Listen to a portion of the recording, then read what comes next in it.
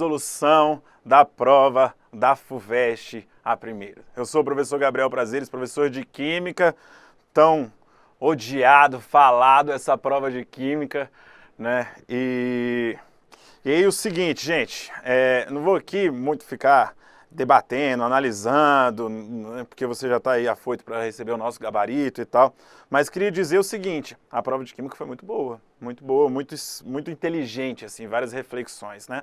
E a gente vai comentar cada uma dessas questões agora para você, beleza? Então vamos lá, a prova FUVEST 2020 começou com a questão 1, nessa prova que a gente recebeu. Bem, nessa questão número 1, dizia o seguinte, tinha lá do café, enfim, né, conforme você já deve estar acostumado com a nossa resolução, a gente não fica aqui lendo, debatendo, não é como a resolução dos nossos simulados, enfim, né, dos nossos materiais. Então a gente já vai direto já para a parte da resolução, que é o que realmente importa. Então tá aí, ele colocou aqui um pouco de café nesse Xangai aí, eu achei, gostei pra caramba. Espera aí rapidinho. Tá dando um probleminha aqui, ó. Você pode me ajudar aqui, produção? Que deu pau aqui na câmerazinha. Bem, e aí... Peraí. E aí, o que você percebe nessa questão? Deixa eu ver se essa caneta aqui agora tá funcionando. Agora sim, tchan, tchan, valeu. Bem, aí você colocou um café aqui, beleza? E uma porção de, como se fosse algodão doce aqui, né? E à medida que vai vaporizando o café, ele começa a pingar e começa a adoçar esse café. Então vamos lá para as opções. Bem, na questão número 1 diz assim, a temperatura do café é o suficiente para liquefazer a sacarose. Bem, isso aqui está errado, né? Porque ali foi feito pelo vapor de água e a temperatura aqui, ó, da fusão da sacarose é de 686 graus Celsius. E lembrando, liquefação da sacarose, liquefazer o material é transformar de gás para líquido, o que não faz sentido nenhum. A sacarose nem está na forma gasosa, então o item A está errado. Beleza? B, o vapor de água que sai do café quente irá condensar na superfície do algodão doce, gotejando na forma de água pura, tá? Tudo maravilhoso, menos água pura. Se fosse água pura, ou seja, o café ali não estaria mudando o seu sabor, não estaria ficando adocicado. Então, B está errado. C, a sacarose que evapora do café. Não faz sentido, porque a temperatura de fusão é de 186. Então, a temperatura de ebulição vai ser muito maior que 186. Então, não faz sentido nenhum. Não ocorre a vaporização da sacarose. D de dado. O vapor de água encontrado O vapor de água encontra o algodão doce e solubiliza a sacarose, que goteja na forma de uma solução de sacarose em água. Resposta item D. Exatamente isso, ó. Aqui... O que acontece? Forma o vapor de água, esse vapor de água encontra uma superfície com uma temperatura bem menor que 100 graus Celsius, forma um líquidozinho. Olha que bonitinho o líquido. Então começa a condensar. Esse vapor de água que começa a condensar, começa a solubilizar a sacarose, que depois pinga no café, beleza? E aí ele vai ser adoçado. O item E estava errado no momento em que dizia o vapor de água encontra o algodão doce e vaporiza a sacarose. Lembrando, né, a temperatura vai ser muito maior que 186. E aí, gente? Acertou primeiro? Já manda aí, acertei, hashtag pé direito, hashtag vamos nessa, beleza? Vamos lá que a resolução agora tá com tudo. Somente o Estratégia Vestibulares para fazer uma resolução dessa forma, hein? Eu não queria dizer nada não, mas estamos com tudo, isso é só o começo, ainda tem segunda fase. Essa semana ainda tem lançamento de novos cursos, beleza? Então te aguarde. Vamos lá. Questão 2, FUVEST, segunda fase. Primeira fase. O equipamento doméstico chamado de vaporizadores para a roupa utiliza o vapor de água gerado por um sistema de resistências elétricas a partir de água líquida. Um equipamento com potência nominal de 1.600 watts. Gente, olha só, super tendência essa questão, bicho, super tendência. Porque essa questão envolvendo energia e potência caiu na Unesp, caiu na Unicamp, caiu na FUVEST. Se você, tudo bem, não fez o vestibular da Unesp no Unicamp, mas você tem utilizado tudo que a gente vem trabalhando aqui no Estratégia Vestibulares, cara, essa questão você ia bater o olho e você ia conseguir resolver, entendeu? Porque no mínimo você viu em 2 resoluções comentadas que a gente teve das provas, né? Então, ó, questãozinha bacana, bacana.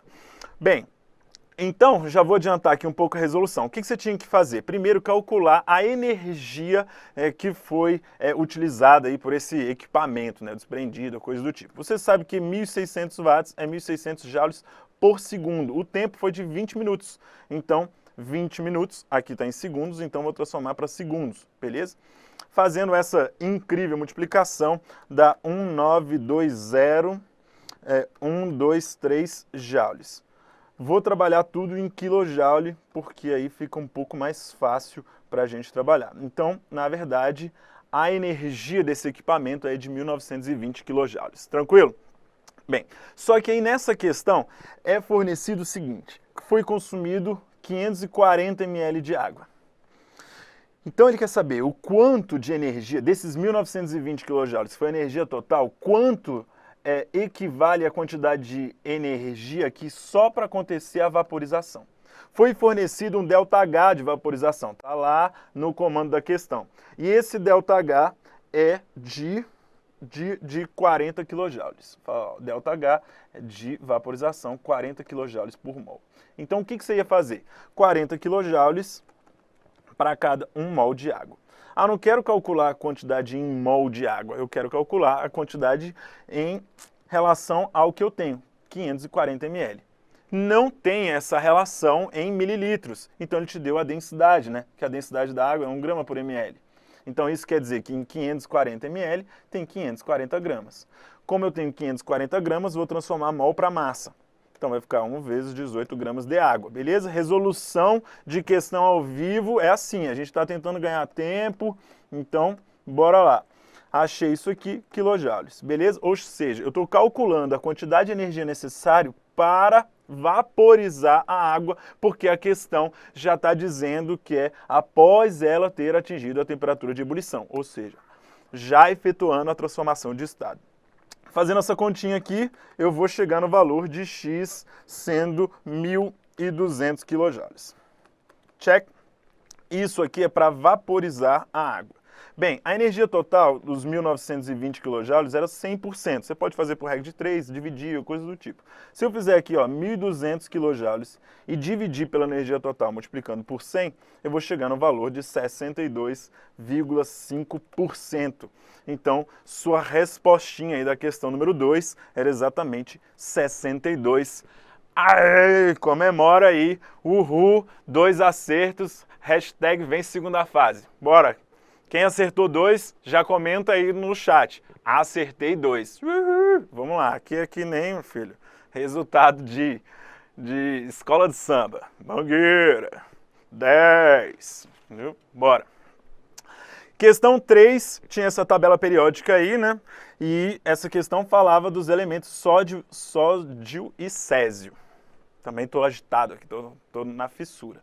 Bem, tem essa tabela aí que a gente não vai precisar. O que era importante, né? Aí foi mal aí, esquece essa ilustração aí na correria. Que o césio e o sódio, aqui é a parte mais importante, jamais originariam uma molécula espontaneamente. Então, o que ele está querendo dizer é que a combinação do césio e sódio formaram uma molécula. Ele falou isso para você. O que caracteriza uma molécula, gente?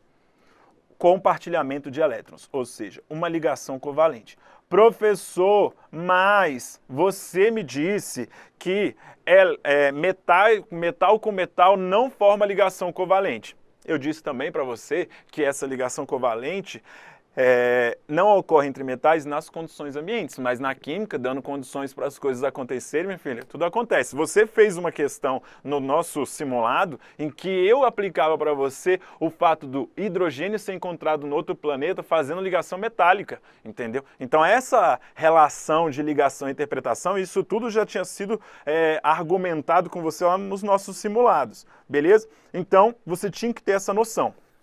Tranquilo? Não é a condição encontrada no nosso planeta, mas ele conseguiu produzir isso. E agora a gente vai analisar os itens. O césio é um elemento químico radioativo e devido a essa característica química, a molécula de NaCS não se formaria em seu estado inovador que o estabiliza o decaimento. Gente, o fenômeno nuclear, ele é do núcleo. Conforme já está falando, né? Nuclear, então ele é do núcleo. E do núcleo não tem nada a ver com ligações químicas. O fato de você combinar ou não combinar o césio com qualquer outro elemento não vai mudar o núcleo. Então, os fenômenos nucleares independem das combinações entre os átomos. B. O raio atômico do sódio é maior que o do césio, já está errado, né? Porque você sabe lá na tabela periódica, ó, o raio cresce assim, então o raio do césio é maior, então aquele item lá já está errado. Bem, no item C, o terceiro laser usado no experimento serviu para retirar um nêutron do césio, tornando um cátion. Desde quando um nêutron vai interferir na quantidade de cargas e vai deixar um cátion? Não, você teria que tirar um elétron para tornar um cátion. Então, item C está errado. D. Na natureza, com esses elementos se esbarrando por acaso, a tendência seria formar CSNA e não NaCS, justificando o caráter inovador do experimento. Ó, essa questãozinha aí, que é a questãozinha número 3, o que você tinha que se ligar? CSNA ou NaCS nas condições ambientes, né? Ou seja, seria tudo uma ligação metálica. Combinação de metal com metal. Então, não tem nada a ver esse caráter inovador nessa combinação entre eles, beleza? Porque aqui seria tanto uma combinação metálica e sendo que não é esse o caráter que foi encontrado no procedimento, e sim uma ligação covalente. Item E. O CS e o Na não formariam uma molécula espontaneamente, uma vez que ambos têm grande tendência a formar cátions e ligações iônicas. Maravilhoso! Os dois têm grande tendência a perder elétrons. Então o fato de perder elétrons é ter um aumento no caráter de formar ligações iônicas. O que ele está querendo dizer? Se o césio tem tendência a perder elétrons, formar um cátion, e o sódio tem tendência a perder elétrons formando um cátion, como é que eles iam se ligar? Entendeu? Somente nessas condições mesmo. Então, resposta, questão 3, item E. Olha aí, da galera comemorando. Químico tá me deixando sonhar, químico tá me deixando sonhar. Isso aí, gente. Manda aquele bonequinho assim, ó. Entendeu? Aquele bonequinho que tá assim, ó. Peraí, deixa eu vir pra cá, no meio. Manda aquele bonequinho assim, quem acertou tudo. Vai. Vai, vai, vai, vai. Vem, FUVEST. Bora. Questão número 4. Na questão número 4, estava aí te ensinando um pouquinho de culinária.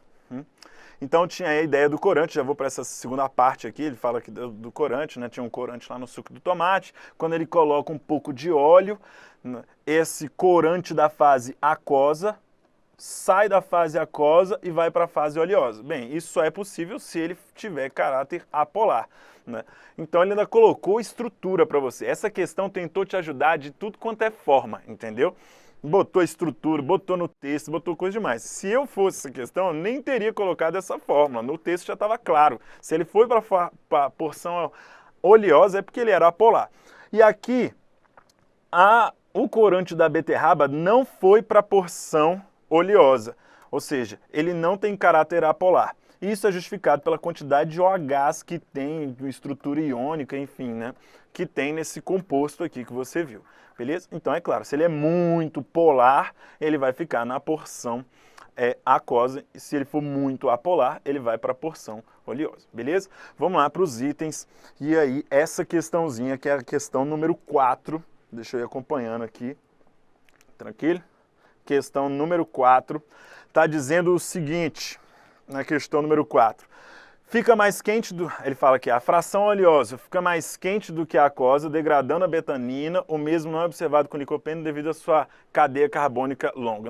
A questão não fala nada de aquecimento, o aquecimento quebrar, acontecendo uma pirólise, não fala nada. O que a gente sabe é exatamente como o licopeno aqui, isso aqui está na porção aquosa, né, porque estava no extrato de tomate quando você amassou e a solubilidade dele em água é pequena, então quando você coloca numa fase oleosa, então ele vai para a fase oleosa por questão de solubilidade, nada porque é quente, enfim. Então, errado. B, está mais exposta ao ar que oxida a betanina. Não tem nada a ver com reação de oxidação, tem a ver com solubilidade, a gente já percebeu ali pelas estruturas. C, é apolar, ou seja, a fração oleosa é apolar e a betanina polar, havendo pouca interação. Maravilhoso, né? Porque olha lá, ó, essa betanina ela é bastante polar, então vai ter pouca solubilidade na fração oleosa. Check. Havendo pouca... E o mesmo não é observado com o licopeno, que é apolar e irá interagir com azeite. Opa, peraí. Que é exatamente isso, essa parte aqui é apolar, então logo vai interagir com a fase oleosa, que é o azeite. Então, questão número 4, item C de correto, beleza? No item D está errado quando fala que o licopeno age como um surfactante. Para ser surfactante tem que ter uma porção polar e apolar, e o licopeno é todo um hidrocarboneto, então é apolar. O item E, ele fala aqui em relação à massa, viscosidade, então também está errado, questão 4, item C. Bora para frente, vamos, quem está no páreo, beleza? Questão número 5. Ei, olha para mim. Questão número 5. Tu viu esse gráfico em algum lugar? Viu ou não viu? Viu? Quando? Ontem, 10 horas da manhã, quando a gente estava aqui na revisão de véspera, eu fiz um gráfico de cinética. Ah, professor, você sabia a questão? Não, meu filho, entendeu? Uma hora eu ia acertar na vida, eu acertei ontem. Você podia ter acompanhado, ou se você acompanhou, você lembrou dessa parte. Bem, olhando esse gráfico, você tinha que determinar o que está acontecendo na reação. Sem ler, sem nada, o que você percebe? Que a concentração do limoneno está diminuindo, então ele só pode ser um reagente. Que o pecimeno está aumentando, então ele só pode ser um produto, beleza? Então logo, ó, aqui o pecimeno só aumenta, então ele não poderia ser um intermediário, ele não poderia ser o catalisador, porque ele está sendo formado aqui, ó. Ele vai ter muito mais do que foi colocado no início, beleza? E aí só com isso aí, ó, tu já vai chegar basicamente na sua respostinha ali.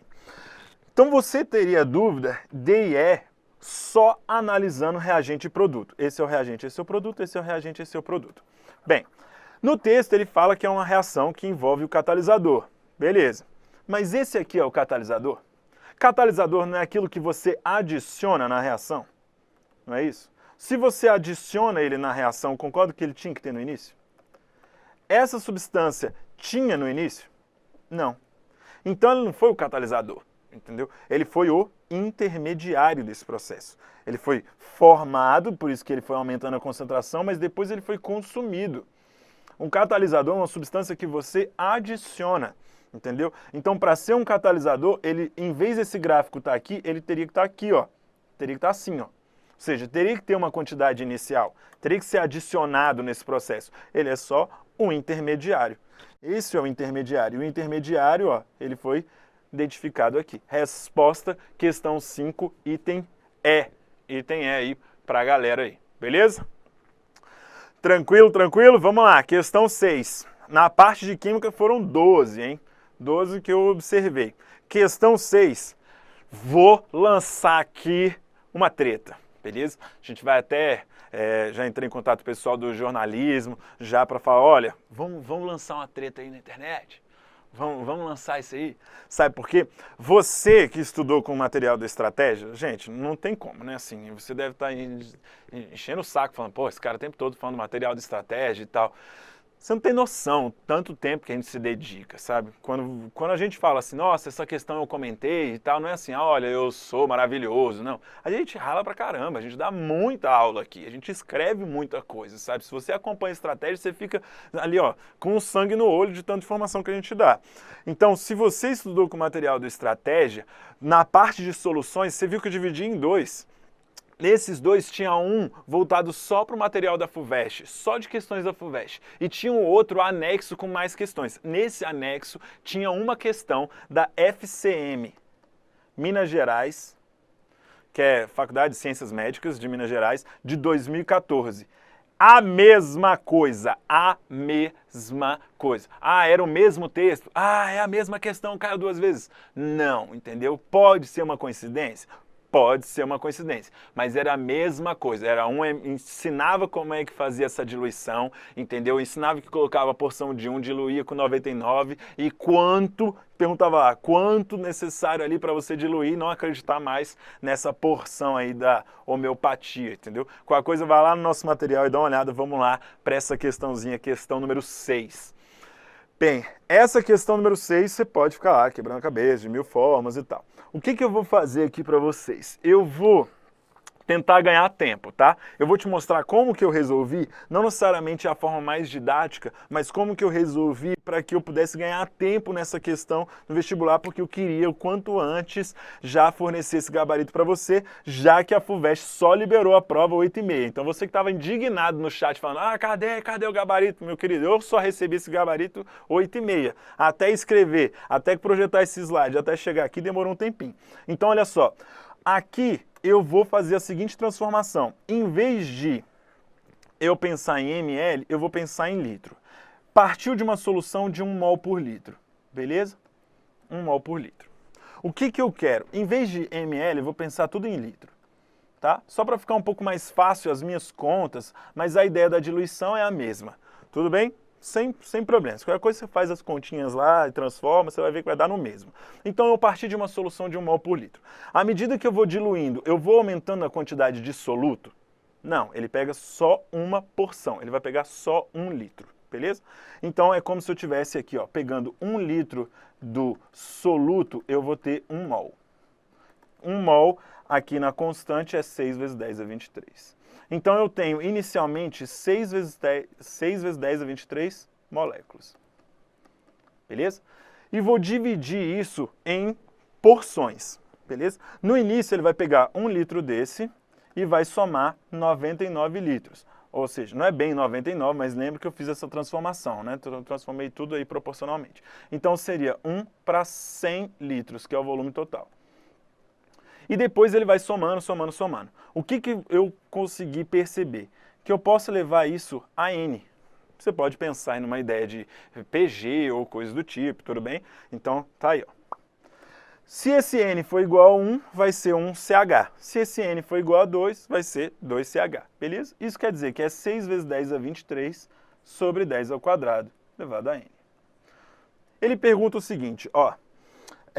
A partir de qual diluição centesimal a solução passa a ter, em média, nem menos uma molécula do princípio ativo? Quando que isso é possível? Quando o valor do volume for muito maior que da molécula, né? Então, qual deve ser o valor de N para que 10 ao quadrado vezes N, né, elevado a N, perdão, vai ser maior que 6 vezes 10 a 23? Simples assim. Então, rapidamente, você já consegue determinar que quando N for igual a 12. Porque aí eu vou ter 6 vezes 10 a 23 dividido por 10 a 24. E aí esse valor aqui vai ser menor que 1, ou seja, eu vou ter menos que uma molécula por volume ali. Então isso é para N igual a 12, então é na 12ª diluição, beleza? Eu resolvi assim. Se você quiser pensar na ideia de PG ou ir estruturando de pouquinho em pouquinho, fique à vontade. Aqui é uma resolução um pouquinho mais rápida para a gente ganhar tempo e ir para a próxima questão, que é a questão número 7. Tranquilo? E aí, gente? Como é que tá aí na resolução? Hã? Tá bem? Comenta aí quem não errou nada. Bota em caps lock assim, ó. Não errei nada. Chabral! Beleza? Vamos lá, questão número 7. Questão número 7, seguinte. Deixa eu fazendo o check aqui, conferindo. Já foi 6, tô na 7. Para não me perder. Tá aí uma questão de radioatividade, tranquilo? Nesse texto ele fala uma informação importante, que ele fala assim, ó, há 4,5 bilhões de anos apenas metade do urânio 238 decaiu, ou seja, ele te deu o tempo de meia-vida do urânio. Bem, nessa questão você tinha que saber relacionar aqui alfa. O que é alfa? Tem número de massa 4 e tem 2 prótons. Uma partícula alfa é quando acontece uma eliminação de uma pequena porção do núcleo, entendeu? 2 prótons e 2 nêutrons. Então ele sai 2 prótons e 2 nêutrons. Ou seja, alfa a gente pode chamar isso de núcleo de hélio. Pronto, você tinha que lembrar disso, núcleo de hélio. Só que o alfa apresenta uma alta ionização, ou seja, esse alfa que sai como carga 2+, com o tempo adquire 2 elétrons e se torna hélio. Então a gente pode muito bem chamar alfa de futuramente transformado em hélio. Pode. Comentei isso nas aulas, você também estudou química, se preparou, então aí tá tranquilo. Beleza? Então, olha só, com base nessas informações e seus conhecimentos, é correto afirmar que, vamos lá, o decaimento de um átomo de alfa produz ao final da série de decaimento apenas um átomo de hélio. Então, daqui até aqui ele produziu só um hélio? Não, por quê? Você vai contar alfa, aqui ele produziu hélio, hélio, hélio, hélio, hélio, hélio. Então, o item A já está errado. Item B. No item B ele fala, o decaimento do urânio 238 desse, para urânio 234, esse, gera a mesma quantidade de hélio que o decaimento de urânio 234 para o tório 230. Então vamos ver. No primeiro procedimento, que seria esse, foram produzidos quantos hélios? 1, que é só alfa, beta não é. Né? De urânio para tório, 1. Então os dois produziram hélio. Então logo resposta B está correta. Ou resposta, o item B é a resposta que está correta, beleza?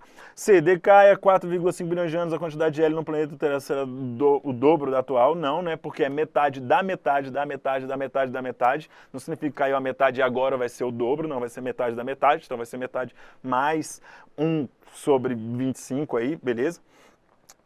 D, o decaimento de U238 para 234 gera a mesma quantidade de hélio. Não, né? Porque aqui, ó, de PB para PO, que é esse momento aqui, né? De PB 214 para PO 214 nem é emitido hélio, então tá errado, beleza? E a produção de hélio ocorre pela sequência de decaimento a partir não, né? Esse aqui é o final, não é vai acontecer a partir desse. Então o item E também tá errado, resposta item 7B de bola. Tranquilo? Vamos lá para a próxima questão, questão número 8, maravilhosa. Essa questão, ela mais dava medo do que era difícil. Mas por quê? Porque você tinha que saber interpretar alguns fatores. O que você tinha que perceber nessa questão? Que ele disse que as moléculas neutras encontram-se paradas antes e após a colisão. Quais são as moléculas? Tá aqui, ó. São os que têm aglomerados de átomos. Essa aqui é só um átomo, esse aqui é só um átomo. Então tudo que é aglomerado tem que estar parado. Esse está parado, esse está parado. Esse está parado, esse está andando. Já está errado. Beleza, esse está parado, esse está parado, esse está parado, esse está andando, já está errado, esse está parado, esse está parado. Então, com isso, só com essa noção aí de leitura de andando ou parado, você já tirou B e D. Tranquilo? Bem, e aí o que você sabe? Que o F, ó, a partir das massas, ele é menorzinho, a massa dele é menor, então a velocidade dele vai ser maior. Por quê? Você sabe que a energia cinética está associada à temperatura. Não é isso? E a energia cinética é calculada como massa vezes velocidade da partícula ao quadrado dividido por 2, né? mc ao quadrado dividido por 2. Então você já consegue perceber que quanto maior a massa da partícula, menor vai ser a sua velocidade. Então se o flúor é menorzinho, tem uma menor massa, a velocidade dele vai ser maior. Então com isso, ele tem que ser menorzinho e de maior velocidade. Aqui ele fala que ele é menorzinho, né? E aqui nem é liberado íons, né? É liberado moléculas, então A está errado. Com isso, ó, a resposta vai ser o item C. Porque ele fala que o flúor é o menorzinho, então logo vai ter maior velocidade. A molécula neutra tem que estar parada, então parado, parado. Aqui vai estar parado, aqui vai estar parado. E o Cl, que tem maior massa, aqui vai estar a massa dele, é o 35, vai ter que sair com menor velocidade. Então ele tem maior massa, o tamanho dele é maior, tá vendo a bolinha maior e com menor velocidade. Ó, beleza? Então era só isso. Não precisava ficar quebrando a cabeça aí com outras coisas, só com interpretação gráfica de átomos e moléculas. Então essa noção aí de estrutura, física, né? Uma questão assim, simples, mas ela é muito inteligente, sabe? Parece muito mais absurdo do que o outro. E aí? 8 de 8, hein? Que isso? 7 de 8. Essas pessoas são monstros. São monstros. Questão 8 de novo, não, chega. Questão 9, bora, tá acabando. 9. Tem aí uma questão muito sensacional falando do porquê que quando você bate fica vermelho, depois vai ficar roxo, depois fica verde, depois fica amarelo e associa essas estruturas, beleza? Então vamos lá para a questão número 9. Na questão número 9 está dizendo assim, a conversão de biliverdina, que é essa estrutura aqui, em bilirrubina, que é a estrutura amarela, ou seja, do verde para amarelo, ocorre por meio de uma reação de redução. Então você tem que observar onde é que está a diferença. E o que acontece nessa reação? Está aqui, ó. A única alteração é que a biliverdina era insaturada e agora tornou saturado nesse composto aqui, ó, tá vendo? Você pode falar, ah, não, migrou. Não, olha para o anel. Ó, no anel tem duas duplas e aqui ainda continua tendo duas duplas, beleza? Não teve uma migração dessa ligação. Não teve. Teve uma diminuição. Ele tinha uma dupla a mais do que o outro. Então, daqui para cá, teve uma reação chamada de hidrogenação. Eu falei para você, quando um elemento carbono se liga com o hidrogênio, ele está se ligando com o elemento mais eletronegativo ou menos eletronegativo? Menos eletronegativo. Então significa que esse elemento carbono, ao se ligar com o hidrogênio, ele vai estar o quê? Sofrendo uma redução. Oxidar é ligar mais com oxigênio. Reduzir é ligar mais com hidrogênio. Falei desse macete para você. A partir desse macete você poderia identificar que a resposta é o item A. Ou outra forma que você poderia identificar isso, calcular o NOx. Vim aqui, coração, e ó, percebi aqui o NOx desse carbono aqui está ligado a 2 hidrogênios, o NOx desse carbono aqui é menos 2. E o NOx desse carbono que está ligado só a um hidrogênio, então ele é menos 1. Beleza? Então, esse carbono aqui, ele saiu de menos 1 para menos 2. Então, ele sofreu uma redução. Qualquer uma dessas duas formas aí estaria correto. Tranquilo? Das outras opções, claro, vão estar erradas. Eu vou pular aqui, porque senão a gente vai ficar só em química o dia inteiro. Então, a resposta é o item A. Se você tem dúvida em outros itens, não tem problema. Daqui a pouco vai sair no blog do Estratégia a resolução de item, por escrito, que daqui a pouco eu vou lá para o computador e vou sentar a mão nessa resolução por escrito, que aqui a gente faz vídeo, escrito e faz tudo. Beleza? Questão 10 agora para você. Vamos lá. Na questão 10, você tem uma reação orgânica. Então é só você brincar do quebra-cabeça. O que você vai perceber? Que aqui tinha uma dupla O, que era uma cetona, e esse oxigênio da dupla, ele basicamente vai levar os hidrogênios que estavam ligados a esse nitrogênio, né? Porque, ó, no produto formado não tem um oxigênio, percebeu? E aí ele pede para você fazer a mesma coisa desse com esse. Então a primeira coisa que você tinha que perceber nessa estrutura é que o oxigênio vai sair, não foi isso que eu disse para você, ó? Ele vai embora, então logo, olha o oxigênio aqui, olha o oxigênio aqui, olha o oxigênio aqui. Ó, só olhando a presença do oxigênio nessa estrutura orgânica, que era essa cadeiazinha aqui, você já anula o item A, o item D e o item C. Isso aqui já foi embora, ó. Rapidinho você já ia perceber que você está em dúvida entre B e E. Bem, entre B e E, o oxigênio se ligou com o nitrogênio e ainda ficou ligado na estrutura? Ele ficou no meio desse termo aqui, ó, ele ficou aqui? Não, não ficou. Então, logo, essa estrutura E está errada. Olha só a estrutura B como que é a resposta certa. Esse oxigênio que estava ligado aqui levou os hidrogênios que estavam ligados a esse nitrogênio, beleza? Que estava aqui, ó. Na verdade era só um, né? Então, não, eram dois. Tá aqui, ó. Levou embora os hidrogênios que estavam aqui. Esse nitrogênio agora vai estar ligado a esse, que ele está aqui. Aqui está ligado ao anel, que é esse trem todo. Pronto, então, resposta item B. Só brincar de quebra-cabeça e de montar onde é que a estrutura quebra, se forma, coisa do tipo. Então, questão 10, item B de bola. Vamos lá para a questão número 11. Na questão número 11, falei disso do café, como é que se faz café solúvel, como se faz leite em pó, tudo disso. O que você tinha que saber nessa questão do processo de liofilização? Liofilização é a transformação da sublimação. No próprio texto ele já estava falando. O que é sublimação? Passagem do estado sólido para o estado gasoso, que aí ele chamou aí de vapor. Beleza? Então vai acontecer essa transformação aqui. Ó. Tranquilo? Bem, para isso acontecer, eu tenho que aumentar a temperatura, beleza? Para favorecer a saída, só que num processo de maior pressão ou menor pressão? Menor pressão possível, para ser mais fácil desse negócio de se desprender. Então olha só como é que é a resolução da questão número 11. Na questão número 11 já vou direto para o item certo, beleza? Que é o item D de dado, que ele fala assim, ó, as temperaturas eram baixas o suficiente nos períodos frios para congelar os alimentos, então, pum, jogou aqui para o estado sólido. Beleza. E a baixa pressão atmosférica. Por que diabos eu pensei na baixa pressão atmosférica? Porque ele tá falando aqui nos Andes, cara. Nos Andes tem o quê? Elevada altitude. Se tem elevada altitude, a pressão, a quantidade de ar que tem lá em cima é bem menor.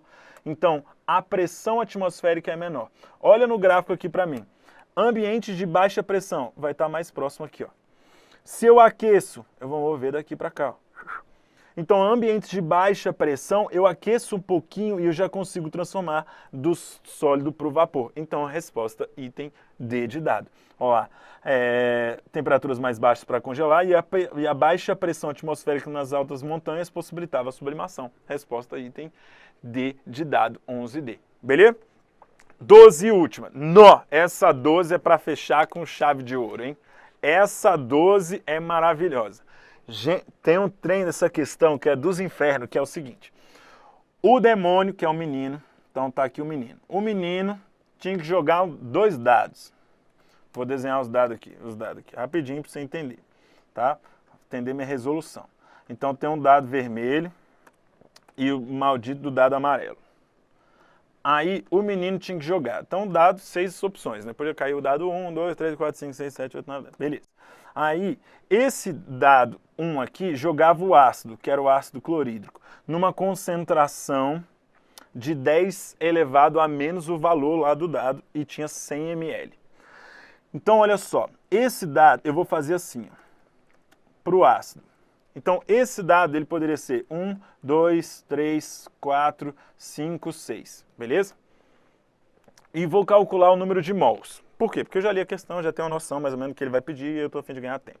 Sabendo que é de 100 ml, então a concentração aqui seria 10 a menos 1, 10 a menos 2, whatever, né? 10 a menos 2, enfim. Então, como aqui o volume que ele adicionou é de 100 ml, então é de 0,1 litros, então eu já vou fazer a seguinte transformação, ó. Aqui eu estou colocando as concentrações, 10 a menos 3 mol por litro, 10 a menos 4 mol por litro, 10 a menos 5 mol por litro, 10 a menos 6 mol por litro.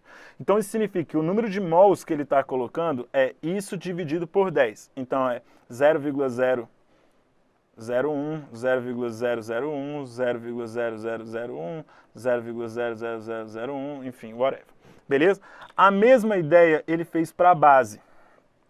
Só que para a base, vou colocar aqui em laranja, ele também pode tirar 1, 2, 3, 4, 5, 6 nessas devidas concentrações. Então, o dado tirou 1, ele vai colocar 0,01, isso tudo em mol, beleza? 0,01, 0001, enfim, beleza? Ou seja, você pode transformar aí com mol menos 1, mol menos 2, enfim. A galera que tem mais facilidade com matemática pode resolver isso por combinações, eu resolvi assim porque eu sou químico. Bem, o que a questão te falou? Que no final desse trem todo, desse demônio, lá no tem essa tabelinha, ele fala, para que a solução tenha que ser vermelha. Para ela ser vermelha, o pH de viragem vai estar aqui, ó. Menor que 3, aproximadamente menor que 3. Então, o pH tem que ser menor que 3. Vamos aproximar aí.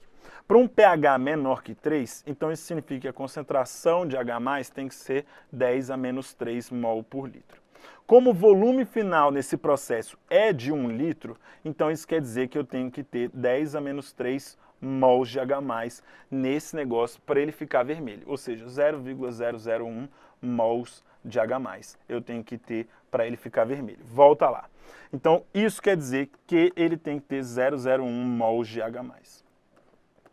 Beleza? Quem é que vai contribuir com mols de H+? A solução ácida. Quais soluções ácidas são possíveis? Gente, para ter 0,01 mol de H+, tem que ter uma quantidade igual ou maior. Então, aqui no 1 tem, no 2 tem, mas se o menino tirar 3 em diante, já está fora. Então ele não pode tirar dado vermelho 3, 4, 5 e 6, porque senão o número de mols de H+ já vai ser inferior do que ele pode ter. Tranquilo?